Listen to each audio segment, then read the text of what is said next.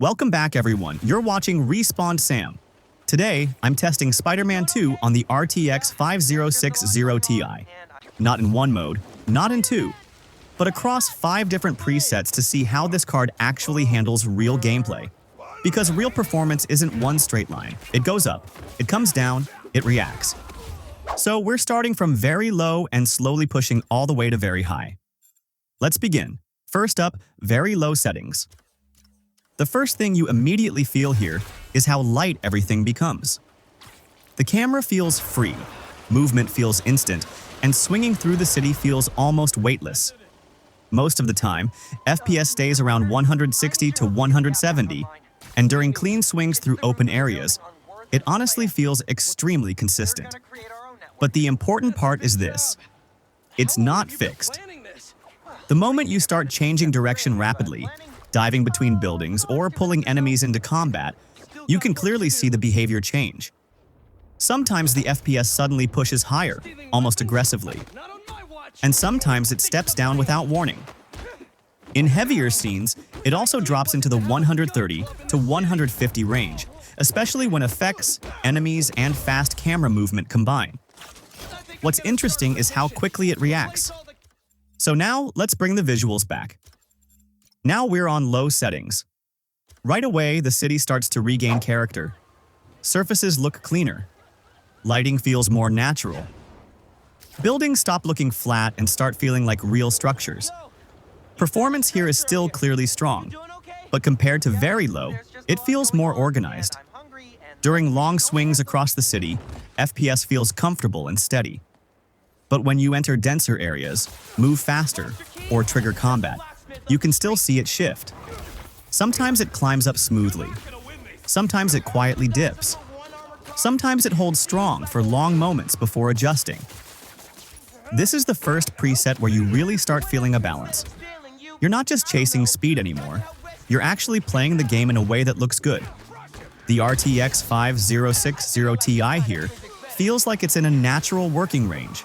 Not under pressure, not wasted, just doing its job. So let's go higher. Now we're on medium settings. This is where Spider-Man 2 really starts to look like Spider-Man 2. Lighting becomes more realistic.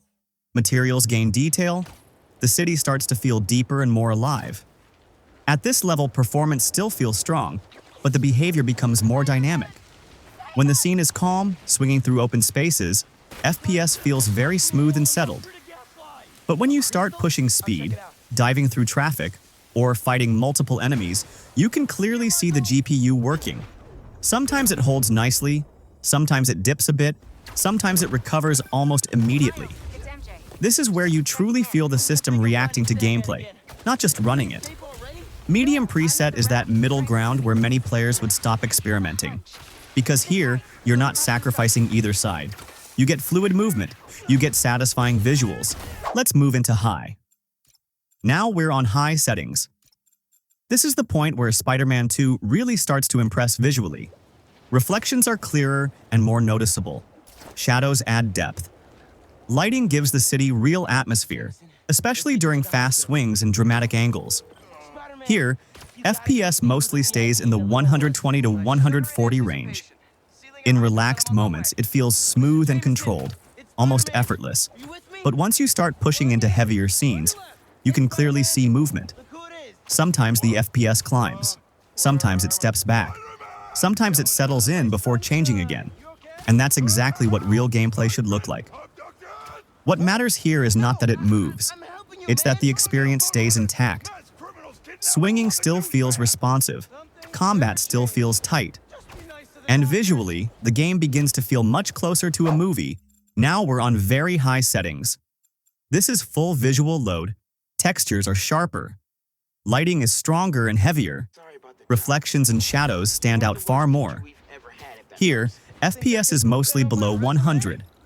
And in demanding scenes, it often moves around the 70 to 75 range. This preset makes one thing obvious. The GPU is being pushed. Sometimes it feels surprisingly stable. Sometimes it dips during intense movement. Sometimes it recovers quickly when the scene opens up again. When the city is calm, the game feels smooth and cinematic. When everything hits at once, speed, enemies, effects, you can feel the weight. But even here, the experience doesn't break. Movement remains playable. Combat remains responsive.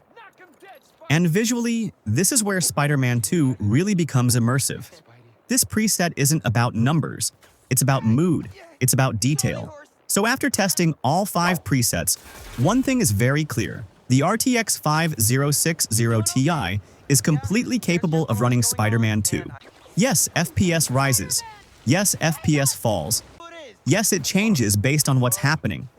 But across every preset, the game remains playable, responsive, and enjoyable. And that's exactly what you want from a GPU like this.